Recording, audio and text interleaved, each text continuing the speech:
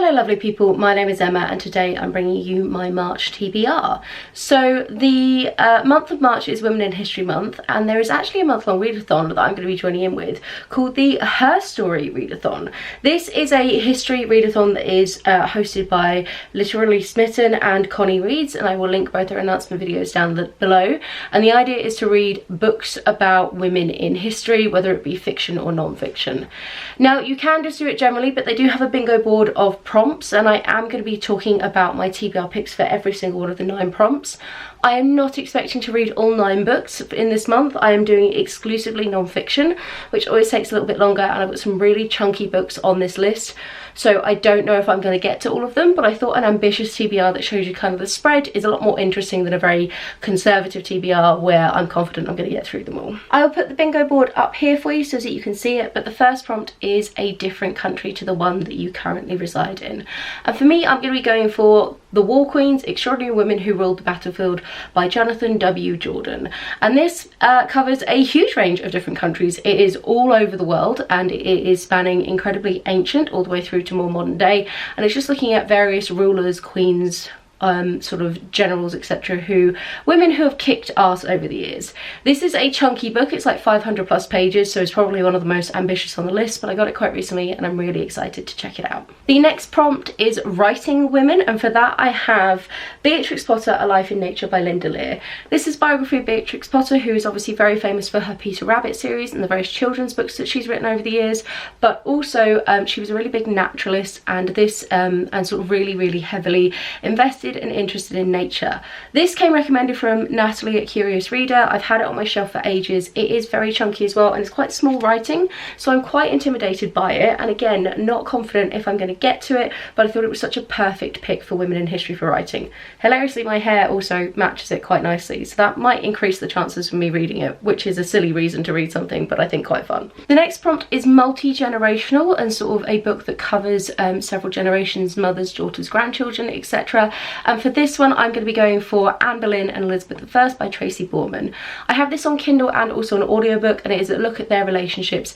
Anne Boleyn was King Henry VIII's second wife, who was beheaded, and then Elizabeth I is an incredibly famous monarch in British history who was incredibly powerful and influential, and this is a look at their relationship between the two of them as Elizabeth I is Anne Boleyn's daughter, and sort of the way that Anne Boleyn and what happened between Anne Boleyn and King Henry sort of impacted Elizabeth, and sort of the very torrid, tragic family affairs that happened there. I really like Tracy Borman. She's a fantastic history writer. Her book Witches is one of my favourites, and she's dabbled in historical fiction as well, so I think this one's going to be a real slam dunk, really solid book, and it's definitely higher on my list of things to get to. The next prompt is letters, diaries, memoirs of some sort, and for that I have Assata, an autobiography by Assata Shakur. Assata Shakur was a Black Panther, and is about her experiences within that resistance movement. The sort of picture on the back is on May 2nd, 1973, Assata Shakur lay in hospital close to death, handcuffed to her bed, whilst local state and federal police attempted to question her about the shootout in the New Jersey Turnpike that claimed the life of a white state trooper.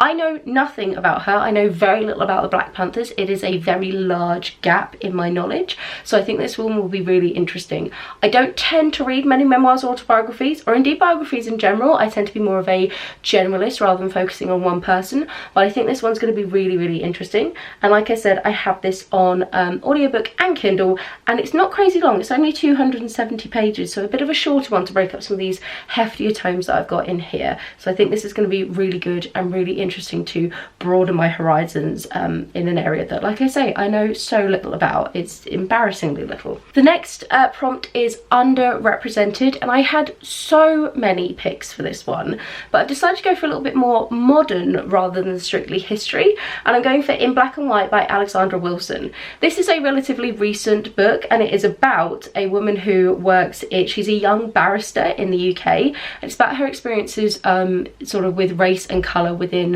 the British legal kind of judiciary system. Women are going to be wildly underrepresented, people of colour are going to be wildly underrepresented. That's just generally how these things go, and I think it's going to be a really interesting look at what is is like to be a woman of colour in this space, especially given the connections between sort of race and sort of profiling, and the way that police and sort of law have a tendency to mishandle situations connected around race and gender. So I think this one's going to be really, really interesting.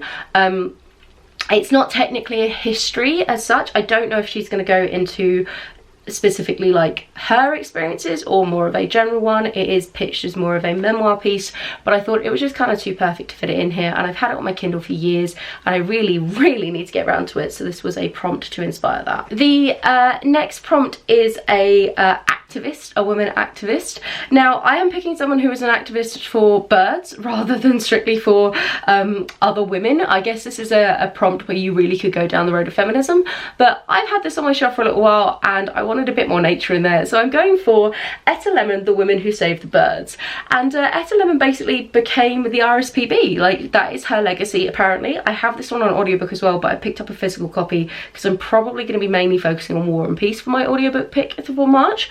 And yeah, this is supposed to be an incredibly moving, gripping narrative exploring it does. Amelia Pankhurst is also featured in here, so I think this is going to be interesting, sort of an unsung hero of animal rights, bird rights, etc., and could be really intriguing. I like the RSPB, I like birds, I think they're cool, let's protect them. So let's find out a bit more about its origin, shall we? You can really hear the croak in my voice. I've been ill for quite a while, which is why I haven't posted over the past week, and yeah, we're still struggling here, aren't we? I'm going more and more Alvin and the Chipmunks as I continue, but we're gonna roll with this. The next prompt is an early achiever, someone who really was, you know, like busting down walls, kicking through glass ceilings, like absolute pioneers in their area. And I figured what was more perfect than The Six, the untold story of America's first women astronauts by Loren Grush. I am so psyched about this one. Anyone who's been on my channel for a little while knows that I've been like really feeling sort of physics, astronomy, slightly less squishy biology based science at the moment, and I think this one's gonna be so cool. I read Hidden Figures a while ago and really loved it. I've read a few other things about space and I think this is gonna be perfect.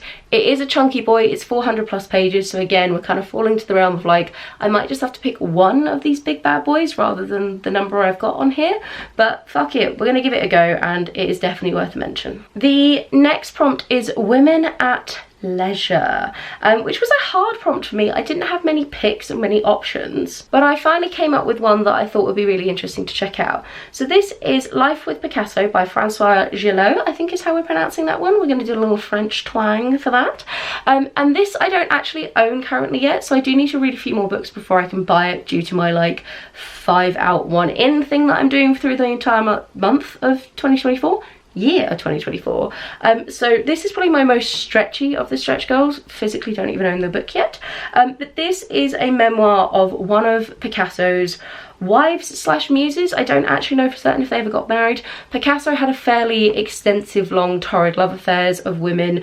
He was quite abusive, I believe, in many ways to them, and he used them as muses but then also discarded them, and you can kind of see apparently through his art his sort of feelings about women over time. And Francois is one of the few who kind of was like able to kind of stand the test of time, I believe. So I'm really intrigued to read this book. It is written by her, it's about her time. I love art history. Picasso, I believe I've seen the Anthony Hopkins movie like years ago, but that's kind of the extent of my knowledge of him as a person. And like I say, I don't really remember much about the movie, so I think this would be a really interesting look at both her and him, and you know, the interactions between artist and muse, which can be complicated. And she was a woman at leisure through most of her life, I believe. I don't think she worked particularly. Muses don't tend to, but this could be showing like a crazy amount of ignorance and bias, and maybe she had a bunch more going on, and that's the point to books, is to find out these kinds of things about people. And then the final book that, again, super stretch goal, not sure if I'm going to get to it, but we might as well mention it anyway, and that is When Paris Sizzled by Mary McAuliffe. Yeah, sure. I'm really bad at pronouncing things today. I say that as if I'm any better at any other video. And this is for the prompt Stage and Screen Queens. So this book is about the 1920s Paris and covers people like Hemingway, Chanel, Porter, Josephine Baker, their friends. And I'm really honing in on Josephine Baker here, who is a wonderful stage performer and then also quite a big activist in the Second World War, I believe.